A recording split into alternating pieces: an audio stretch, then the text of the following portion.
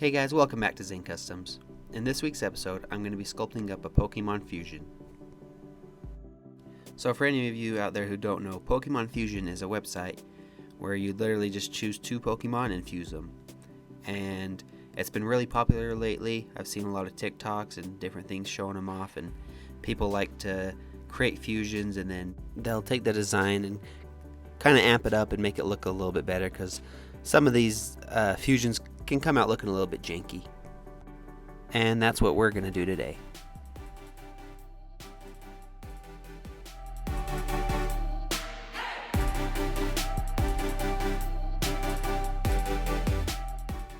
For this video, I thought I'd show you some of the research that kind of goes in, or some of the prep work I should say, that goes into my videos and my sculpts in general, because I don't generally show the reference photos I use a lot as I'm sculpting.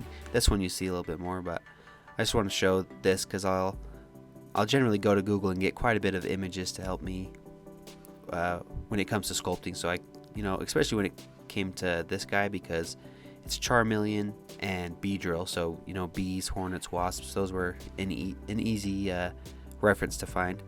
And then Charmeleon, I used salamanders and chameleons to kind of get the right look I was going for, because Charmeleon, I think he's obviously named after a chameleon, but I feel like a salamander fit more with what he actually looked like in the series. So I ended up using kind of a mix of both of those to get my basic shape for this character, or for this Pokemon. And one thing I wanted to mention real quick is, like I said, using that Pokemon Fusion generator, some of the fusions you come across look a little bit janky, a little bit weird, and a lot of artists will go in and kind of do their own depiction of them and just kind of clean it up, make it look more like an actual Pokemon design. And that's kind of what I'm doing, but I'm also taking this design much more realistic, like I do with my Minecraft sculpts. I kind of want to see what this Pokemon would look like in the real world, so that's what I'm doing here. It's not going to end up looking very anime or cartoony like Pokemon actually does. Is a very realistic take on these Pokemon. But like I said, I kind of use the salamander body to get my basic shape for this sculpt. But I'm pretty sure Charmeleon was named after a chameleon, because their names are very similar. So I still ended up looking a lot of chameleon reference photos and tried to have his arms and legs and eventually his head look more like an actual chameleon's does. I just didn't think the body fit very well. And also I think it might be a little bit too boring if I use the chameleon body, because I have the chameleon arms and legs, and I didn't want to just sculpt a chameleon with big bee eyes. I wanted it to still look like a creature that wouldn't exist in the real world. And the head wasn't really working for me, the bee head that I was originally going with, so I went ahead and re-sculpted it and definitely went more reptilian. I definitely used the chameleon as a lot of reference for this one, but I still didn't go quite 100% accurate to what a real chameleon looks like. I still trying to just remember what Charmeleon actually looks like. So I did make his face a little bit more square, and his snout is a little bit more or a little bit bigger, and just different things like that I think made it look a little bit more like Charmeleon. And here, this is one thing that wasn't really in the Pokemon Fusion design, which again, this is my take on it, so I mixing up a lot of things, but I actually wanted to add some little armored platings on the back to have a little bit more homage to the whole bee aspect. And now here we are over in Zbrush, and this happens sometimes going from Forger to Zbrush. They'll have weird geometry in Forger, so when you bring it over to Zbrush, it kind of freaks out and doesn't know what to do with it. So it wasn't a big deal, just had to fix that, cut off some of the weird areas and kind of re-sculpt the tail out, but wasn't too big of a deal. And I generally bring my sculpts over from Forger to Zbrush early enough that these things again aren't that big of a deal. So that's what I generally do in Zbrush when I first import a model. I just go over and fix any issues that might be occurring just from the transfer or anything like that, or if there's a design I might have wanted to try but couldn't have really pulled it off in Forger just because I didn't have enough power and things like that, then that's what I'll try here. And mostly just get the model fixed up and looking right before I go on and keep adding in too many details, because I don't want to add in all this detail to the tail, let's say, and then turns out that it's too small or just looks wrong. And like I said, I felt like this model was starting to look a little bit too much like Charmeleon, so I wanted to also add in some wings to have a pretty equal share between Charmeleon and Beedrill. You know, I wanted this to be an equal fusion of both of them. And after adding the wings, I kind of had the idea that I wanted this sculpt to kind of be dual purpose as far as posing goes. I wanted it to look like he was standing on top of this rock, but also, if I ever wanted to print this out without the rock, look like he's just flying in midair. So I change his arms and legs a little bit to make it look a little bit more like he's kind of hanging, but also like he's standing on top of the rock. So, you know, either one would look good.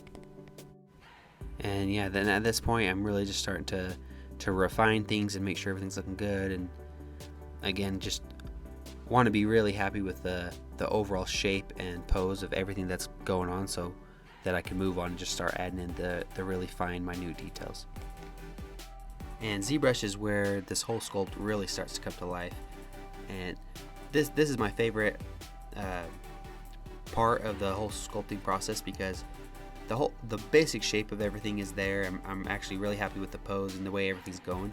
So all I really need to do at this point is add little details, like these the scales on his face, or the wrinkles across his body in between his arms and his legs, and just different things like that.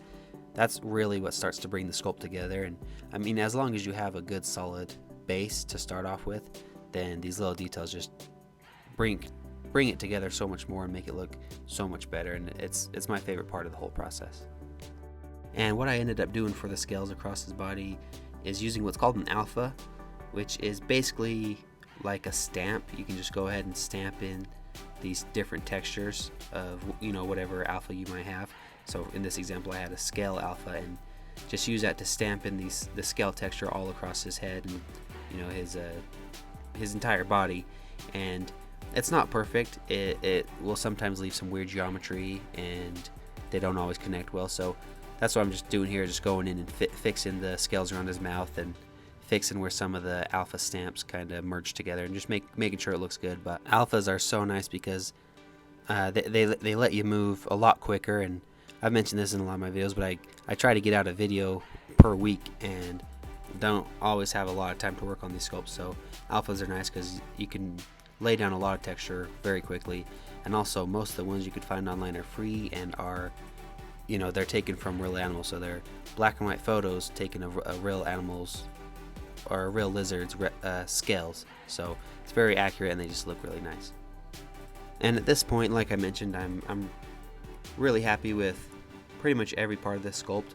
So now I'm just adding in little details, and there's a few things I'll change here and there. You'll see I end up changing the feet and the hands a little bit, but really it's just adding in those details. And you don't want to go straight to alphas. This is something I learned the hard way. I think a lot of my older sculpts don't look so good because I, you know, didn't use alphas, which isn't a bad thing. Not everybody uses alphas, but I used them too much. You know, I would go to them too early. I think the best thing to do is have a really good base, so when you add an alpha on top of it, it just helps highlight your sculpt even more. You know, it doesn't distract, and you don't rely on alphas for everything. You just rely on them for the texture part. So that's what I'm doing. I'm trying to add in a lot of detail and the wrinkles and different things like that, and then I'll add scales on top of that, and it'll look even better. Because if I just went straight to scales and the body was just too smooth and then I added scales on top of it, it would be kind of a boring underbelly. So you want to make sure you have already got a lot of detail going on before you start to add in your alphas. And I decided to change his feet here because I was looking at the original photo, and Charmeleon has claws, so I wanted to add in some claws, especially because I think it would look better with these claws kind of holding on to the sides of this rock that he's sitting on. And then I actually ended up changing his hands to look more like Beedrill's, because Beedrill has those big cones or drills. I don't know what they're supposed to be. They're not. It's not something a real bee has, but I ended up adding those to its hands. Again, just, you know, trying to have an even mix of both the Pokemon throughout my entire sculpt. And one thing I generally do with pretty much all my sculpts is I sculpt it with symmetry on, meaning, you know, it affects both sides at once, just because most things in life are symmetrical, so it's a lot easier. This one was the exception. I actually posed him a lot earlier than I normally do, and then started adding in all these details. And you know, normally that's an issue for me, and I struggle with it, and you know, it's just so much faster and easier to do it symmetrical. But I think it worked out better in this case, especially because I'm going for, again, a more realistic approach at these Pokemon. So I think having him unsymmetrical, all the little things that aren't perfect, make the sculpt look even more realistic, in my opinion. And even still, there's still things I can do symmetrically. For example, like I said, these little drills on his hands, or whatever they're supposed to be, I just sculpted up one and then duplicated it and mirrored it to the other side. So it's not like I had to sculpt everything twice. But for the main body, I think it was for the benefit of the sculpt that he wasn't symmetrical the entire time. Especially when it comes to the scales, because when you have something symmetrical and then later on you go to pose it, you end up making a lot of weird geometry, which most of the time you can cover up, but then if you go ahead and start doing alphas on top of that, it can kind of highlight some of the weird geometry. So if I did that with this sculpt, then when I went ahead and added in all these scales with these alphas, it might have started to look a little bit weird. And I haven't really talked much about the coloring process, but this was one of the funnest sculpts I've ever colored. I just was really happy with the way it turned out, and I went with the yellow and black and gray color scheme originally, just because that's what the Pokemon Fusion website was showing. But I ended up adding a little bit of dark red because, you know, that's color Charmeleon, and also the Pokemon's eyes are red. So I thought it just worked well, and it was a lot easier having a third color in there for just to mix things up a little bit, because it was looking a little bit too much like a bee, which I want on one aspect, but I also want it to look like Charmeleon on the other side. So I think adding in a third color helped. And another thing I didn't mention is actually with the Pokemon Fusion website, when it fuses the two Pokemon you use, it'll take aspects of one, like color and the head and different things like that, and add it onto the second Pokemon. So for this one, it took the color and the head of Beedrill and added it onto Charmeleon, but I could have flipped them and added the head and color of Charmeleon and added it onto Beedrill. So really, to have a actual fusion of the two, I kind of had to make some things up, because the Pokemon Fusion website kind of favors one over the other as far as color or body shape, because I think it's just like some computer algorithm that just kind of mashes them together. But to have an actual fusion of the two, I kind of used more of my ideas going into the sculpt than the Pokemon Fusion website. And like I said, a lot of people will take those fusion designs and do their own take on them and make them look more fleshed out and more concise. But I just wanted to take that general idea and really put my own spin on it. So in the end, this Pokemon doesn't really look like the Pokemon Fusion version, but I'm still really happy with it. And now here I'm just finishing up the base. Like I said, I want him kind of standing on the stone pillar. And one thing that was interesting about this is I didn't know what size he would be, you know, because it's a Beedrill and Charmeleon, and you know, Pokemon sizes in general are always off. You know, Beedrill is not the actual size of a bee, so really just kind of having this little rock for him standing on, you can kind of make up your own idea for how big this Pokemon would be. But that's about it for this sculpt, coming to the end here, and really happy with the way this one turned out. Here we go, a nice little turntable of the final design. One odd thing about this design is the pink flame on the tail, and that's just because that's how the Pokemon Fusion website had it. But I think if I were to actually make it, I would have that be red.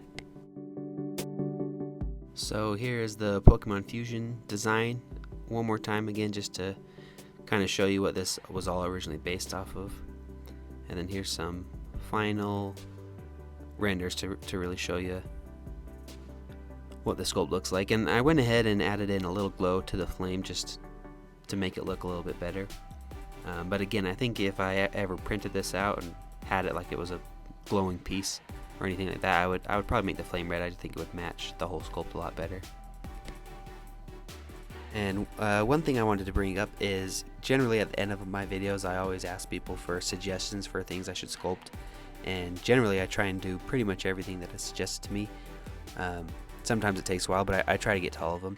I think this one is better than most, because I think with a lot of these designs there's something that's never even been seen before, you know, because not a lot of people know about Pokemon Fusion. So I definitely appreciate it if anybody wants to go check out Pokemon Fusion, find a good design, and you know, hit me up in the comments, let me know what you guys want to see me sculpt in the future. And there's other websites or different versions of Pokemon Fusion that use every Pokemon that exists. This one I'm using here only has the very first generation, but yeah, check out any of those websites, and if you can find any good combinations or fusions, I should say, then yeah, hit me up in the comments. I'd love to sculpt some more Pokemon. And lastly, I just want to say thank you so much to everybody who watches my videos, watches them all the way to the end. Comment, subscribe, like, anything like that. It really helps me out a lot on YouTube, and I super appreciate it. And I also have an Etsy, and Instagram. Anything you see me sculpt on this channel, you can buy from my Etsy as a statue. So if you're interested in any of that, then definitely check out the links in the description. And thanks again for watching. I'll see you next week.